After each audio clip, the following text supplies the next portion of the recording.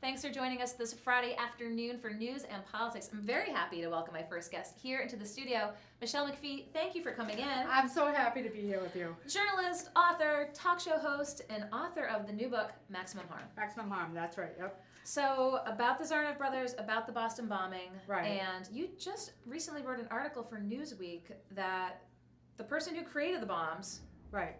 is likely at large. You know, right away, there was a lot of, I think, missing information that came from the federal government as it pertained to the Boston Marathon. You know, on the day that the blast went off, this was a horrifying scene. And as somebody who had been through 9/11, I never expected my city would be attacked again.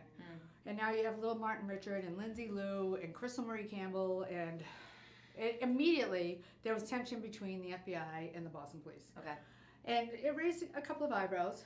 But as the week progressed, it was clear that we weren't getting the whole picture of the federal government's relationship, especially with older brother Tamlin Tsarnaev. And so I was reading this and riveted by this Newsweek article about this potential person, the young man and his relationship with his mother and what had happened prior to the bombing. Talk with us about coming to this and finding out this piece of the puzzle. So during the trial, it was very surprising to learn that the government did not believe that these brothers built the bombs. That the recipe they found, how to build a bomb in the kitchen of your mom, was far less sophisticated than the devices that were detonated that would kill 3 and wound 260, leave 17 people amputees, 4 of those people double amputees.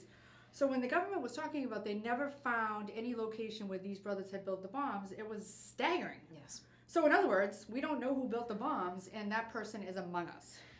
Well, on June 9th, 55 days after the marathon, there was an individual arrested in Topsfield, Massachusetts after a domestic incident with his mother. He had beat his mother. He had this outburst, this very sad outburst, saying, "I've done something that I'm going to have to answer to God for," and he lost it. There's a 4-hour standoff, and when police finally get him on his way to a mental institution and they get a consent to search his room, what do they find? Every component to the Boston Marathon bombings. Ball bearings, circuit boards.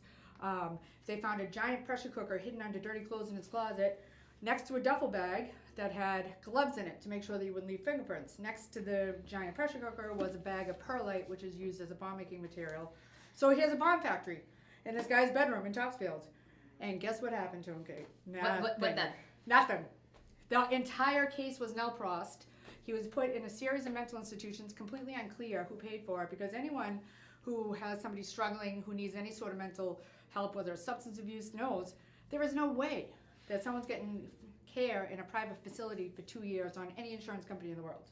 So it's unclear who paid for that care, and it's completely unclear because no one's talking why this guy's entire case was dismissed, no prost. And again, read this article in Newsweek because I mean it's riveting from that incident with his mother and to getting authorities to take a look at it and then to find out nothing's happening. Well, except for the fact that now he's out of the mental institution, and the timing, some police believe, was not at all coincidental. He gets out 1 month after Joe Tsarnaev is sentenced to death. We know the older brother was killed in that wild bomb and bullet battle in Watertown. The younger brother goes on the run. I met with a police source last night who pointed out that, hey, look, I was on the SWAT team. They gave us all a grid. And the boat just happened to be 1 block outside of the grid where everybody was searching. So there were all these unanswered questions. But the biggest one is who built the bombs? And will you find a lot of these questions in this book? Yes, you will. So this is the book to get if you want answers to those questions, for sure. So, you were up in Boston when this happened. Yes. We were watching it from down here in Providence. But, I mean, how much did it grip the city when they were looking for, they didn't even know who they were looking for? Right. Well, allegedly they didn't know who they were looking for, but we know that the police didn't know who they were looking for. And this was an incredibly horrific, 5 days. And they went on a crime spree. You may recall that on Thursday, April 18th, at 5:30, I was at a press conference. They released photos of suspect black hat, suspect white hat. To this day, the FBI maintains that not a single person called 911. That they had set up extra phone lines for all of the tips they were going to get. Not a single person, the FBI maintains, called in to report the identity of these brothers. And they had grown up in Massachusetts. They essentially grew up in Massachusetts from 2002. So it was impossible. I mean, his teachers, his coaches, nobody called. Nobody called. And then within a half hour of the release of suspect black hat and suspect white hat, you had police all over Cambridge, in and around the area where the Tsarnaevs lived.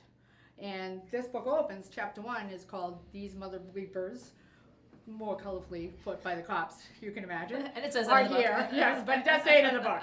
So chapter 1 is not kid friendly. No FCC requirements there. That's exactly. So there was standoffs. The Cambridge police got calls for suspicious vehicles that were idling in and around the area where the Zanias lived near MIT. The police would roll up, and what would happen? The FBI would roll down their window, flash a badge, and say, beat it to the cops. This went on all night long until a sergeant actually blurted out loud, somebody's going to get hurt. These mother bleepers are here and someone's going to get hurt. And within minutes, Sean Colley was executed in cold blood on the campus of MIT. That set off the carjacking of the young businessman, which ended with this wild, firefight in the middle of suburban Watertown. Do you think folks following the news, had any sense of how chaotic this was, and you outlined in the book? I mean, I think that it was so devastating to see something like the iconic marathon attacked. And, as somebody who was there on 9/11 at Ground Zero, and as horrible as it was to see 2,996 people murdered in those towers, it wasn't the same impact as a combat zone. I mean, Boylston Street became Baghdad. I had never seen anything like this. The body parts and the screaming and it was just indescribably horrific. So I think the entire city was reeling. And then the idea that we didn't know who these guys were, and there's this manhunt, and then there's this big, battle in the streets with guns and bombs, and then this guy gets away somehow. He staggers away, leaving bloody handprints. Literally. And yet we couldn't find him. That seemed to, it stretched credibility, a lot of the stories. In reaction to the book so far? It's getting really good reviews. Obviously when you have a book like this every single solitary thing I'm telling you is annotated. So this book, there's nothing in here that's not in. This isn't The Fire and the Fury. Right, exactly. It's not The Fire. Believe me, I am not Michael Wolff. Trust me. And I spelled everybody's name right, which I think he didn't even get that right. I think he might have spelled Donald Trump wrong. That's how bad that book was. So you wrote this book, and crime is your bread and butter. Yeah, crime and terrorism. Crime and terrorism, your bread and butter, covering the MS13 trial. Oh, yes. So the trial, well, I live in East Boston.